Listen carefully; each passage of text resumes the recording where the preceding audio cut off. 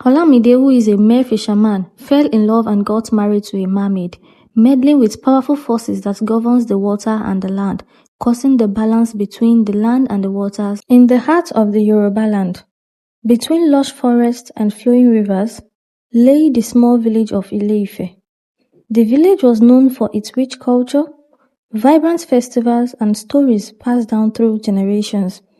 Among the inhabitants was a young fisherman named Olamide, tall and strong.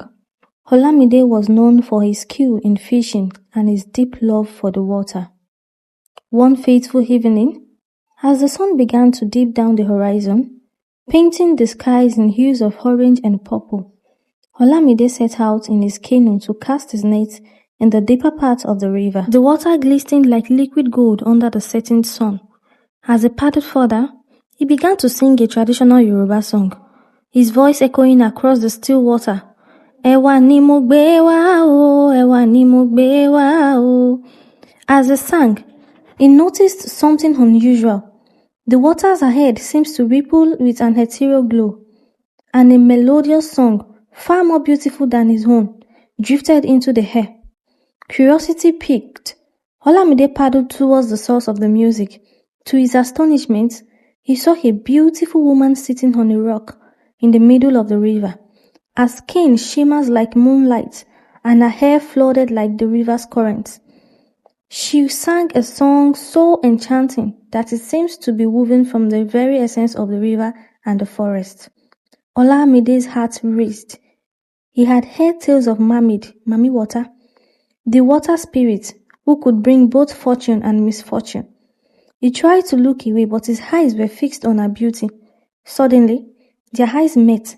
The mermaid smiled, and Olamide felt an inexplicable pull towards her. "Who are you?" he called out, his voice trembling slightly. The mermaid's smile widened. "I am Adesua, the guardian of these waters," she replied, her voice as smooth as the river's flow. "Why do you come to this part of the river, Olamide?" Olamide was taken aback. "You know my name?" Adesua nodded. "I know all who dwell by these waters. Your heart is pure, Olamide. That is why I reveal myself to you." Intrigued and mesmerized, Olamide spent the evening talking to Adesua. They shared stories and songs, and as night fell, Adesua gifted him with a pearl that glows softly in the dark. "Keep this pearl, Olamide. It will guide you back to me when you need it," she said before disappearing into the river's depth. Olamide returned to his village, his mind swirled in thought of Adesua. He tried to keep their meeting a secret, but his demeanor changed. He became more introspective, often lost in thought, and the villagers began to notice. Weeks turned into months, and Olamide continued to visit Adesua in secret. They grew closer, sharing their dreams and fears. Olamide's heart was filled with love for Adesua, and he knew that he could not live without her. One moonlit night, as he sat by the river, he confessed his feelings. "Adesua, I love you. Will you be mine?" Adesua looked at him with sadness in her eyes. "Olamide, I love you too, but I am bound by the waters. I cannot leave this place." Desperation filled Olamide's heart. "Then I will join you here. We can build a life together by the river." Adesua shook her head. "It is not that simple, Olamide. There are forces beyond your understanding that governs my existence. But if you are truly committed, there is a way." Olamide's eyes lit up with hope. "Tell me, what must I do?" Adesua took a deep breath. "You must perform a ritual to bind our words together. It involves making a sacrifice and pledging your life to the waters. But be warned, once done, it cannot be undone." Without hesitation, Olamide agreed. He would do anything to be with Adesua. They planned the ritual for the next full moon, a time when the veil between the human world and the spirit world was the thinnest. The night of the full moon arrived. The air was thick with anticipation and the scent of the night's blooming flowers. Olamide gathered the necessary items: a white goat, kola nut, palm oil, and a glowing pear Adesua had given him. He made his way to the river bank where Adesua awaited. She stood there, a vision of ethereal beauty, with a solemn expression in her face. "Are you ready, Olamide?" "I am ready," he replied, his voice steady. Adesuwa instructed him to place the offering in the cycle and to sit within it. She began to chant in a language unknown to him, her voice rising and falling like a river's current. The air around them seemed to vibrate with energy.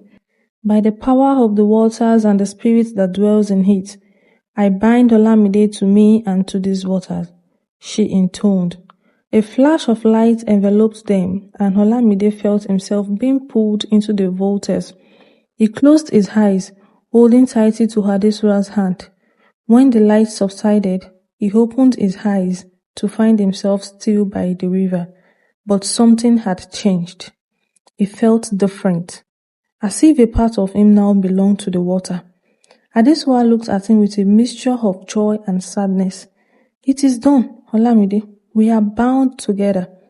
But there are consequences." "What consequences?" Olamide asked, a sense of foreboding creeping into his heart. "You will be tied to the waters, just as I am. You can never leave this place for long, and our bond will attract both blessings and curses from the spirit." Despite the ominous warning, Olamide felt a deep sense of peace. He had Adesuwa, and that was all that mattered. At first, Olamide and Adesuwa's life by the river was idyllic. They were deeply in love, and the river provided them with everything they need. However, the villagers began to notice Olamide's prolonged absence and his reluctance to venture far from the water. Rumors began to spread, fueled by envy and suspicion. One day, Akin, Olamide's closest friend, confronted him. "Olamide, what is going on with you? You have changed. People are saying you have been bewitched by a spirit." Olamide hesitated but decided to confide in his friend. "Akin, I have found love in Adesuwa, the guardian of the river. We performed the ritual to be together, and now I am bound by the waters." Akin's eyes widened in shock.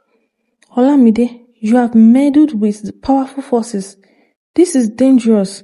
The spirits are not to be trifled with." "I know the risk, Akin. But I love her. She is my everything," Olamide replied. Akin shook his head. "Be careful, my friend. Love can be a powerful force, but it can also bring great peril." The village elders too grew concerned.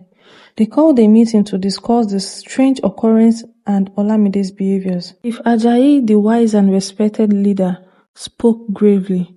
"We must be cautious. If Olamide has indeed bounded with a spirit, it could bring both blessing and misfortune upon us. We need to seek the counsel of the diviner." The village diviner, Babalaje, was a man of great wisdom and a mystical power.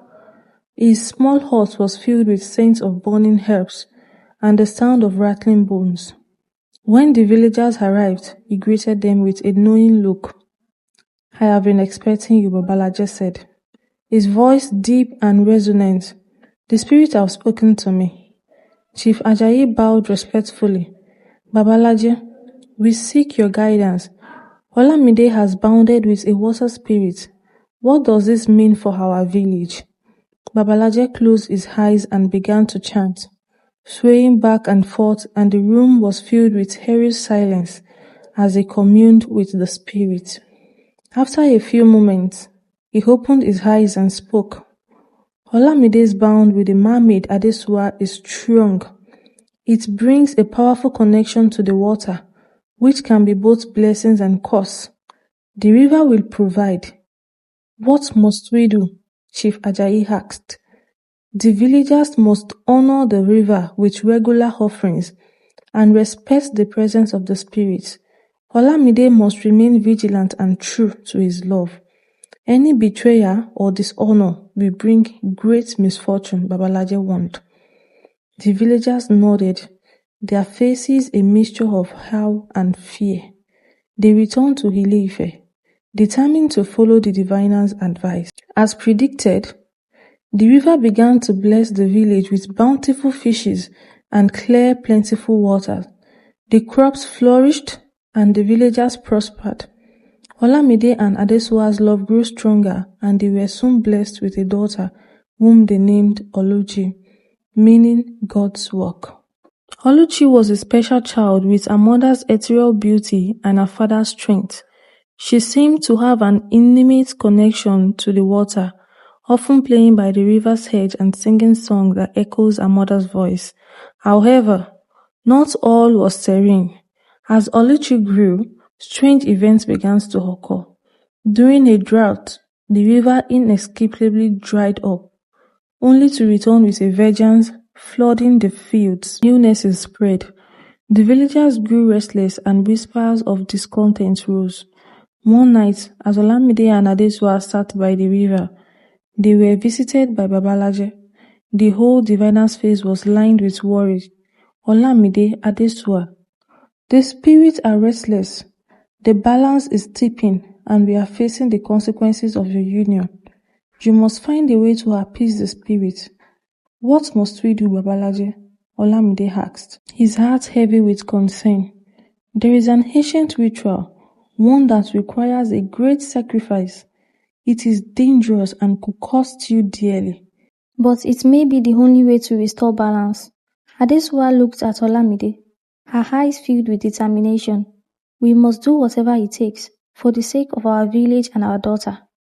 Babalaje explained the ritual in details. It requires the blood of a pure-hearted individual and the willing sacrifice of something precious.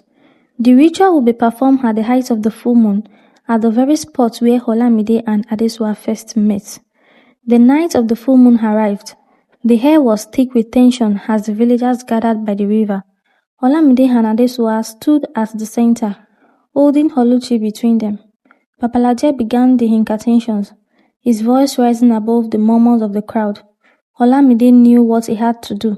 With a heavy heart, he stepped forward, offering himself as a pure-hearted sacrifice.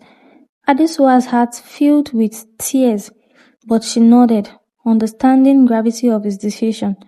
Olamide, my love, you are brave and noble. May the spirits be merciful, she whispered. As Babalaje chanted, Olamide felt a surge of energy. He closed his eyes, focusing on his love for Adesuwa and Oluchi. Suddenly, a bright light enveloped him, and he felt his spirit being lifted. When the light faded, Olamide was gone. The river sparkled under the moonlight, and a sense of peace settling over the village. The balance has been restored, but at a great cost. The villagers mourned the loss of Olamide, but they also understood the depth of his sacrifice. The river returned to its former glory, providing abundantly for the village. Adesuwa remained by the river, her heart heavy with sorrow but filled with pride for the man she loved. Oluchi grew into a wise and beautiful young woman, inheriting her parents' strength and resilience. She became a guardian of the water, ensuring that the villagers respect the spirit and maintain its balance.